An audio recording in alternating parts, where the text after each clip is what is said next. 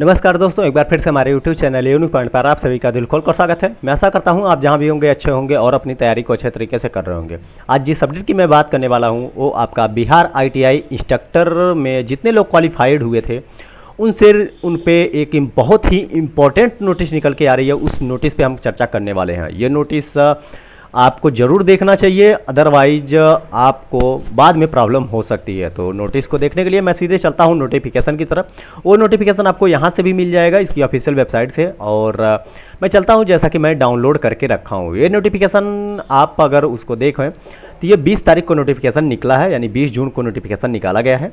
और इसमें जो मेन पॉइंट होगी उसको हम कवर करेंगे। मेन पॉइंट का मतलब सभी देखा जाए तो सभी मेन ही पॉइंट है। थोड़ा सा बात कर लें इसमें कि जैसे कि 7 ये जो नोटिफिकेशन लिस्ट नोटिफिकेशन नंबर है, ये नोटिफिकेशन नंबर पे निकाली गई है नोटिस। और नोटिस में क्या बोला गया है कि जो CBT आपका एग्ज़ाम हुआ था, CBT एग्ज़ाम में आपके ऑनलाइन आवेदन जो जब से स्कोर कार्ड जारी हुआ था उसके पहले एक नोटिस जारी की गई थी कि स्कोर कार्ड जारी करने के बाद आपका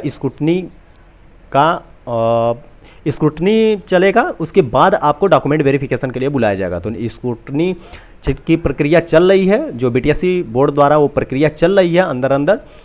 तो जैसे कि स्क्रूटनी किया जा चुका है, किस स्टेट का किया जा चुका है आप यहाँ पे देखें तो ये आपका व्यवसाय अनुदेशक मशीनिस्ट का और RAC का, उसके बाद ड्राफ्टमैन मैकेनिकल का, फिटर का, टर्नर का, और मैकेनिक ट्रैक्टर का, मोटर मैकेनिक व्हीकल का, मैकेनिक ऑटोमोबाइल पेंटिंग का। तो इन सब की स्क्रूटनी हो चुकी है। स्क्रूटनी का मतलब सीधे जो आप पोर्टल पे आपने डॉक्यूमेंट वगैरह जो अपलोड किए थे, अपने जो फेल किए थे, उसकी जांच चल रही थी। स्क्रूटनी का मतलब वही है कि उसकी जांच चल रही थी और वो उसकी ये जितने ऊपर ट्रेड गए, मैंने जितने ट्रेड ऊपर गिनाए उन ट्रेडों की जाँच करी जा चुकी है, उसकी स्क्रूटनी हो चुकी है। अब स्क्रूटनी के बाद बहुत सारे बच्चों को रिजेक्ट किया गया है, यानी डिसक्वालीफाई किया गया है। तो उनके डिसक्वालीफाई करने के बाद अगर बात कर लें किस किस का, तो ये नोटिफिकेशन लिस्ट ये है, यानी इस नंबर का जो विज्ञापन जारी हुआ था उतने लोगों का आपका ये नोटिस जारी किया जा चुका है। बाकी ये जो लिस्ट नीचे की तरफ है इनको छोड़ कर, यानी इनका भी बहुत जल्द स्क्रूटनी हो जाएगा। जैसे ही स्क्रूटनी इसका कंप्लीट होगा वो नोटिफिकेशन आप आ जाएगा। तो यदि आप हमारे चैनल पे नए हैं तो प्लीज़ चैनल को सब्सक्राइब कर लीजिए। आपको कोई भी ऑफिशियल अपडेट आएगी या कोई भी नई वैकेंसी निकल के आएगी तो उसका अपडेट आपको टाइम पर मिल जाएगा। तो हम बात करते हैं जो आपका एग्ज़ाम हुआ था। एग्ज़ाम की बात कर लें तो ये 7/9/23, यानी ये इस डेट को जो आपका एग्ज़ाम हुआ था। और SCBT से रिलेटेड भी इस SCBT वालों को बाद में एग्ज़ाम हुआ था, तो उन सभी पे आपके जो रिजल्ट है, रिजल्ट आपके उसकी वेबसाइट पे प्रकाशित किए जा चुके हैं। तो रिजल्ट आपने देखे होंगे, बहुत सारे बच्चों को क्वालिफाइड किया गया और कुछ बच्चे ऐसे भी हैं जिनको नॉट क्वालिफाइड भी किया गया है। तो क्वालिफाइड बच्चे पाए जाने के बाद स्क्रूटनी विज्ञापन में वर्णित शर्तों के अनुसार की गई, यानी स्क्रूटनी इन ऊपर के जो ट्रेडों हैं उनकी स्क्रूटनी की जा चुकी है। यानी उनका जो ऑनलाइन पोर्टल पे आपने जो डॉक्यूमेंट अपलोड किए थे, जो आपने फिल किया था, उसकी जांच की जा चुकी है। जांच करने के बाद यहाँ पे मेंशन किया गया कि अभ्यर्थी के द्वारा ऑनलाइन आवेदन में किए गए अपलोड विज्ञापन, यानी कंडिका 3.2 के अनुसार ये जांच की गई। अब कंडिका 3.2 क्या है, आपके माइंड में ये डाउट आएगा। तो कंडिका 3.2 जो आपका रहने वाला है, ये आप नोटिफिकेशन में जब आप फॉर्म भरे होंगे उसके पहले एक नोटिफिकेशन जो निकल के आए थे उन नोटिफिकेशन में ये मेंशन किया गया था। अब कंडिका 3.2 की बात कर लें तो उसको थोड़ा सा हम लेके आते हैं नीचे की तरफ, तो ये आपको इस समय देखने को मिल जाएगा। ठीक है, तो देखने को मिल जाएगा। जैसे कि आप थोड़ा सा मैं डाउन करता हूँ तो यहाँ पे आप देखें तो आपको वो चीज़ें देखने को मिल जाएगी। जैसे कि यहाँ पे कंडिका 3 में 2 बोला गया था, यानी सेकंड वाला। तो सेकंड वाले में आप अगर आएँ तो नीचे की तरफ अगर आएंगे तो आपको देखने को मिलेगा। और जैसा कि मैं बता दे रहा हूँ आपको कि यहाँ पे आपको थोड़ा सा नीचे आएंगे तो यहाँ पे आप सेकंड ये वाला देखें, इसके अनुसार, यानी इसमें जो पॉइंट मेंशन की गई उसके अनुसार आपकी जांच की गई। ठीक है, जांच करने के बाद ये जांच की गई और बहुत सारे अभ्यर्थी को अयोग्य भी घोषित किया गया। यहाँ पे मेंशन किया गया कि नाम एवं रजिस्ट्रेशन नंबर आयोग की वेबसाइट पे अर्थात इस लिंक के पर आपत्ति दर्ज कर सकते हैं। यदि जिन लोगों का रिजेक्ट किया गया है, जिन लोगों को डिसक्वालीफाइड कर दिया गया है, वो लोग अपनी आपत्ति दर्ज करना चाहते हैं तो दर्ज कर सकते हैं। और आपत्ति दर्ज करने के लिए आपको टाइम भी दिया गया होगा।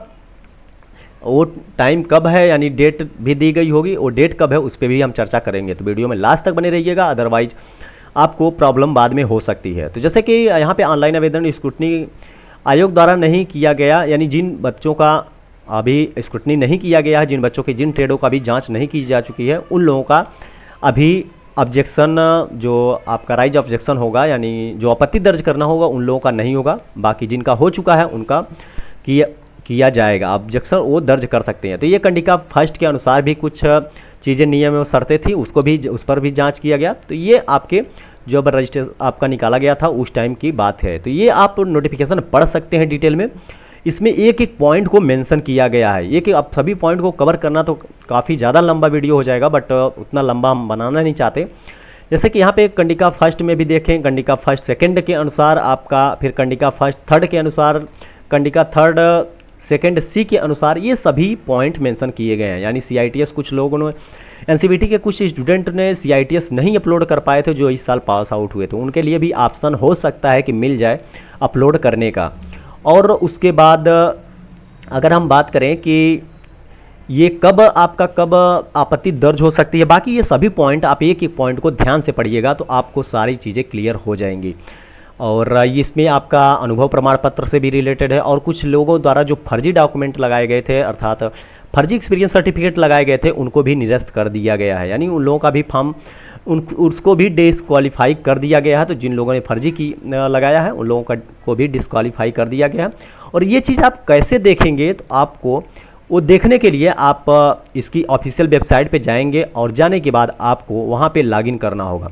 आप अपने जो एप्लीकेशन नंबर, और उसके बाद आप एप्लीकेशन नंबर के बाद आपके कुछ जो भी लॉगिन करने का जो प्रोसेस है, जैसे यहाँ पे देखें तो एप्लीकेशन नंबर, मोबाइल नंबर और जन्म तिथि डालकर आप रजिस्टर्ड मोबाइल नंबर पे OTP जाएगा, फिर आप लॉगिन कर सकते हैं। लॉगिन करने के बाद आप सभी विवरण एवं नाम, जैसे कि यहाँ पे देखें सभी विवरण एवं नाम, पिता का नाम, जन्म तिथि, उसके बाद लिंग, कोटि, प्राप्तांक, अयोग्यता का कारण, मतलब ये पॉइंट आप ध्यान दो कि अयोग्यता मतलब क्यों आपको डिस्क्वालीफाई किया गया है, वो चीज़ आप वहाँ से जाके लॉगिन करके आप विवरण देख सकते हैं। और यदि आपको लगे कि ये गलत हुआ है या फिर मेरा सब प्रमाण सही है, तो आप राइज ऑब्जेक्शन कर सकते हैं। यानी राइज ऑब्जेक्शन का आपको बटन मिलेगा, वहाँ से जाके अपने लॉगिन करके आप ऑब्जेक्शन कर सकते हैं। ऑब्जेक्शन करने के बाद अगर आपका फिर से दोबारा स्क्रूटनी होगी, अगर आप सही पाए गए तो आपको डॉक्यूमेंट वेरिफिकेशन के लिए बुलाया जाएगा। डॉक्यूमेंट वेरिफिकेशन आपको बहुत जल्द ही देखने को मिलेगा।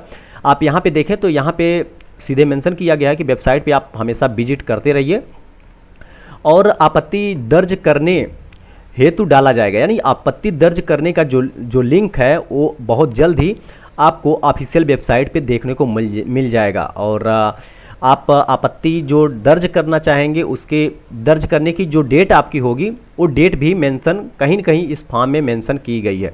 जैसे कि अगर मैं थोड़ा सा इसको ऊपर की तरफ ले चलूँ तो यहाँ पे शायद आपको देखने को मिल जाएगी। यहाँ पे आप देखिए तो 21/6 यानी आज के दिन से आपको 7 दिन की टाइम दी जाएगी। 7 दिन के अंदर आप आपत्ति दर्ज कर सकते